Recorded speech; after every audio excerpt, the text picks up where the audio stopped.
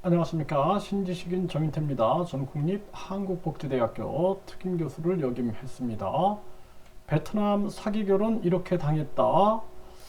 네, 매일경제에서 전에도 이 한국 여성이 베트남 남성과 결혼을 많이 한다, 이러한 기사가 나온 바 있어요. 그래서 알고 보니까 베트남 여성이 이제 한국 국적을 받아가지고 한국 남자하고 이혼하고 이제 베트남 사람하고 결혼해서 또 베트남 남자가 이제 한국 국적을 취득하는 이야기, 이런 얘기를 매일경제에서 보도한 바가 있습니다. 근데 나는 이렇게 베트남 사기 결혼 당했다, 눈물의 사연 들어보니 이게 저도 많은 분들이 이렇게 상담을 한 사례가 있는데 이게 아주 유사합니다. 여기 상황을 보게 되면은. 그래서 이분의 얘기를 들어보면 베트남 신부와 산 것은 딱 일주일이었다라는 거예요. 신부는 베트남 사람이 운행하는 차를 타고 도망을 갔고, 전라도 한 섬에서 데려왔는데 한 달 뒤 다시 집을 나갔다라는 것입니다. 수소문 끝에 이번에는 전남 한 도시에서 신부를 데려왔는데 신부 친구들도 같이 있었고, 돈은 돈대로 쓰고 호적도 더럽히고 피눈물만 흘렸다라는 거예요. 베트남에서 한국 총각은 호구 중에 호구라고 하네요. 이런 얘기를 하고 있습니다. 네, 결혼을 주선한 국제 결혼 업체는 주선만 해주고 돈을 벌면 되니 상관없다는 식이고, 그리고 그 여자는 한국에서 베트남 남자와 아이 낳고 잘 산다고 하네요. 네, 저한테 베트남 들어와서 이혼 절차 좀 도와달라고 연락이 왔는데 정말 사람이 맞습니까? 이렇게 얘기를 하고 있어요. 그래서 국제 결혼한 신부들이 많이들 한 달 안에 도망간다고 한다라는 것입니다. 경찰에 신고해도 소용없고 출입국 사무소 업무라고 도와주질 않는다라는 거죠. 이게 굉장히 애매한 거예요. 이게 사적인 부분이기 때문에. 네, 그러면서 이제 불법 체류 신부를 양산하고 있다, 이렇게 얘기를 하고 있고요. 네, 그리고 이게 이제 진화가 됐다라는 거예요. 그리고 사기 결혼이라는 거대한 시장이 만들어졌다라는 것입니다. 남편을 나쁜 놈 만드는 게 목표다라는 거예요. 그래서 국제 결혼한 여성들은 다문화센터 여성단체, 인권단체의 적극적인 도움을 받게 되고, 진정한 피해자인 남편에게는 아무것도 없다라는 것입니다. 그 혼인으로 귀화를 택하는 경우에는 간이 귀화가 2년만 버티면 한국 국적이 나오는데, 이 베트남 여자들이 이제 브로커와 짜고 한국에 입국해 본색을 드러낸다. 네, 가정 생활은 전혀 하지 않고 남편과 잠자리도 갖지 않는다라는 거예요. 분노한 한국 남편이 참다 못해 욕이라도 하면 녹음해서 남편을 가정폭력으로 신고한다라는 것입니다. 이런 식으로 이혼하게 되면 귀책 사유는 남편에게 있고, 한국 남자가 잘못해서 이혼하게 되면 2년만 지나면 새로 외국인과 재혼할 수 있고, 반면 한국 남자는 다시 국제 결혼을 하려면 5년을 더 보내야 한다는 거죠. 여성 입장에서는 2년만 버티면 가정생활이 아무리 엉망으로 해도 국적을 취득할 수 있는 구조다라는 것입니다.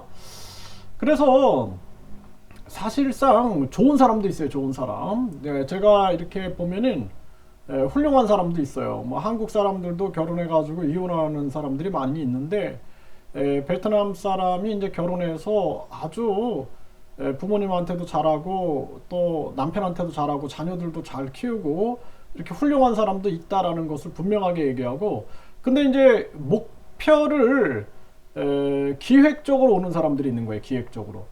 그래서 우리가 이제 학생들도 마찬가지거든요.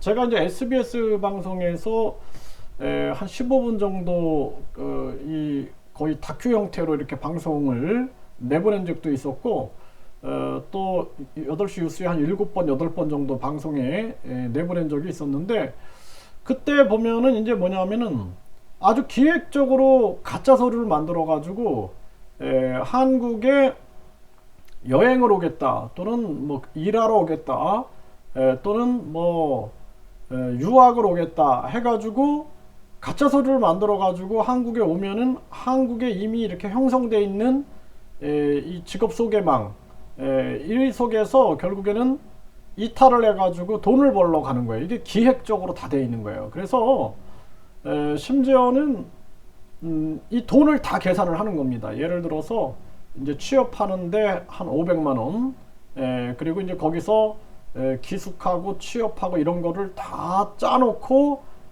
한국으로 건너가게 되는 거죠. 이런 기획적인 것을 조심해야 된다라는 거예요. 그래서 이분도 이제 이러한 피해자라면 참 가슴 아픈 거예요. 네. 그래서 이미 사기 결혼 시장이 전문 변호사, 브로커, 행정사들이 활동하고 있고, 그리고 간이 기하 요건을 강화해서 이혼한 기하 외국인이 외국인과 재혼할 때 최소 5년의 제한 기간을 둬야 된다. 이런 얘기를 하고 있는데 이게 사실 이게 이제 참 애매한 거예요, 이게. 왜냐하면은 제가 이제 아는 분도 한 분이 나이가 거의 60대 중반이신데 20대 젊은 분하고 이제 결혼을 하실 거예요. 근데 그 결혼하기 전에는 뭐 아주 잘했대요. 본인한테 아주 잘하고, 그리고 뭐 부부간의 관계도 아주 잘했고, 그런데 한국에 이렇게 들어와 가지고는 이제 뭐 잠자리도 같지 않고, 부부관계도 같지 않으면서 결국에는 이제 이분이 이제 그 다른 남자하고 자꾸 통화하는 거를 이렇게 봤대요. 통화하는 거를 봐가지고, 그래가지고 이제 뭐라고 막 그랬더니 이제 다툼이 일어나가지고, 이렇게 좀 막 싸움이 일어났나 보죠. 이게 다 촬영이 된 거예요. 촬영이 돼갖고 결국에는 폭력범으로 몰려가지고 뭐 위자료에 뭐에 해가지고 다 털렸다 막 이런 얘기를 하는 거예요. 그 제가 이 베트남에서 활동할 때도 보면은 한 60대 분이 20대 여성을 데리고 와서 이 뭐 한국의 대학에 유학을 보내고 싶다 이런 식으로 오시는 경우가 있어요. 근데 대부분이 오래 못 가더라고요. 오래 못 가요. 그래서 이 중요한 건 뭐냐면은 한국에서도 결혼이라는 건 무척 어려운 거예요. 운명이 걸려 있는 문제이기 때문에 아무하고 결혼 못 하잖아요. 그렇죠? 그래서 결혼은 이세도 걸려 있는 문제고 인생이 걸려 있는 문제이기 때문에 굉장히 신중해야 되는 거예요. 그 국제 결혼은 한국보다 100배 더 신중해야 된다라는 거예요.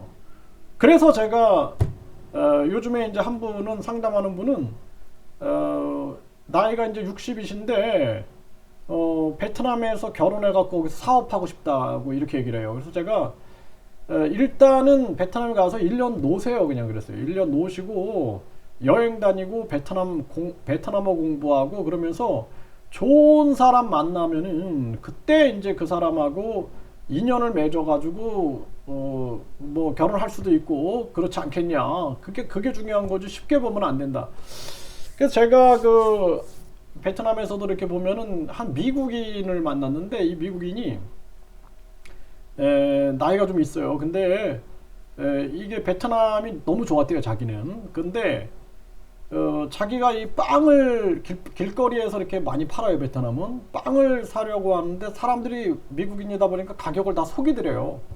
근데 한 여성은 절대 속이질 않대요. 그래서 그 사람을 한 1년 동안 지켜봤대요. 1년 동안 지켜보면서 빵 사고, 그리고 그 사람의 성실함도 지켜보고 막 이러면서 같이 대화도 하고 뭐 같이 이렇게 식사도 하고 커피도 하고 이러면서 진지하게 관계를 맺고, 그리고 이제 결혼을 했다라는 거예요. 근데 이 미국 사람이 이제 돈이 굉장히 많더라고요. 근데 이 사람이 하는 얘기가 뭐냐면 자긴 진실을 원했는데 다른 사람들 다 속였는데 이 사람은 참 성실하고 진실했다. 근데 결혼하고 나서도 변함이 없대요. 둘이 아주 행복하게 삽니다. 네. 근데 진짜로 둘이 그냥 뭐 너무너무 행복하게 사는 거예요. 그래서 결혼이라는 것은 이게 쉬운 게 아니다. 그래서 한국에서도 결혼은 어려운 건데 국제 결혼이다 그러면 100배는 어렵다라고 생각을 하셔야 되는 거예요. 그래서 제가 한 분 같은 경우에는 뭐 결혼해가지고 여성분 뭐 집도 져주고 뭐 카페도 내주고 막 이런다길래 제가 그런 얘기를 한 적이 있어요. 일단은 꾸준히 사귀면서 그 여성 집도 가보시고 그 가족들도 만나고 그리고 베트남어도 열심히 공부해서 이걸 다 해봐라. 그래서 그분이 1년에 한 4번을 베트남에 갔어요. 가족들도 만나고 아버지 어머니도 만나고 뭐 이러면서 그 뭐 형제들도 만나고 또 이제 그 여성분이 자녀가 둘이 있어요.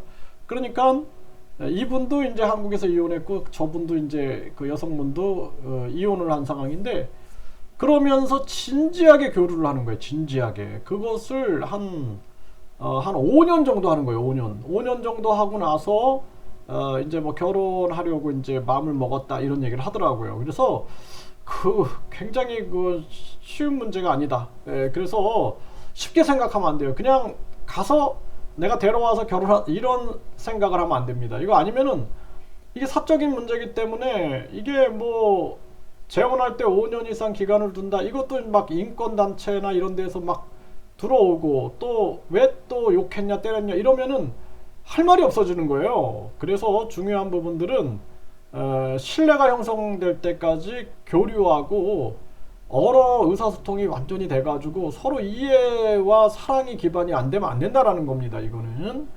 네. 그래서 거대한 베트남 일자리 시장이 형성돼 있다라는 거예요.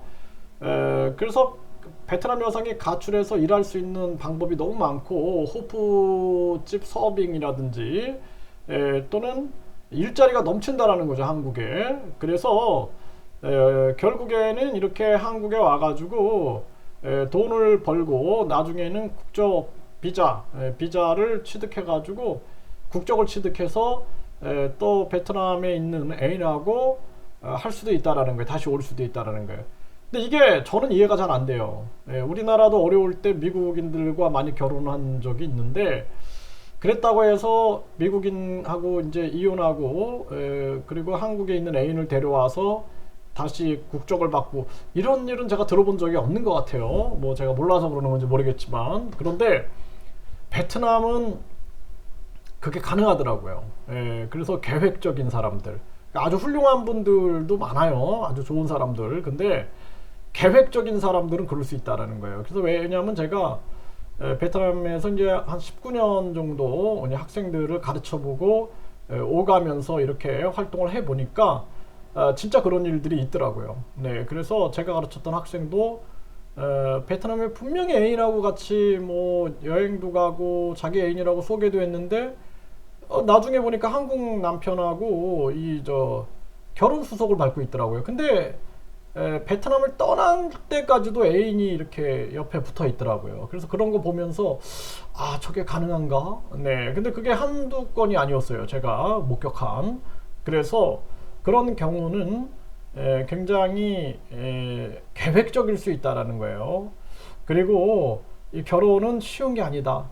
한국의 결혼도 무척 어려운 거예요. 일생에서 가장 어려운 게 결혼인데, 그런데 이거보다 100배 어려운 게 국제 결혼이다. 이렇게 생각을 하셔야 돼요. 그리고 충분한 교류와 사랑과 믿음이 바탕이 안 되면 하면 안 됩니다. 네, 그리고 이게 돈이나 비자나 취업이 목적이다 그러면은 이거는 당할 수밖에 없는 거예요. 네, 당할 수밖에 없습니다. 그래서 제가 교수들도 이 대학교 국제교류원장들 많이 대화도 하고 일주일에 뭐 여러 번 그 논의도 하고 그러는데, 대학도 학생들이 이탈을 해가지고 그 교수들이 학생들 찾아다니고 막 그래요.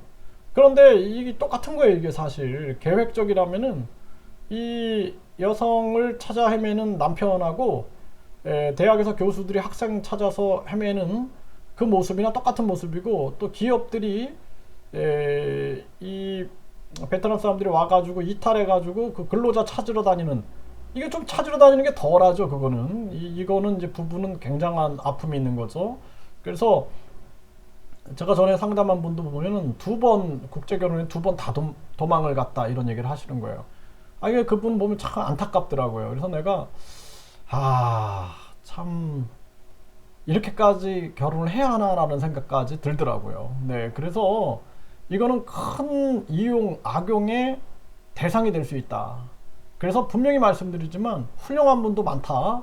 네, 그래서 뭐 저도 어떤 분들은 보면은 아우, 저분 진짜 훌륭하시다라는 그런 분들이 많아요. 네, 그런데 이걸 악용하는 사람한테 걸려들면은 이거는 뭐 그냥 국제 호구가 되는 거죠. 이거 참 조심해야 되고, 결혼이라는 엄청난 상처, 인생의 일대에 아주 큰 아픔이 될 수 있는 부분들이기 때문에 가장 중요한 것은 신뢰와 사랑이다, 이렇게 분명하게 말씀을 드립니다.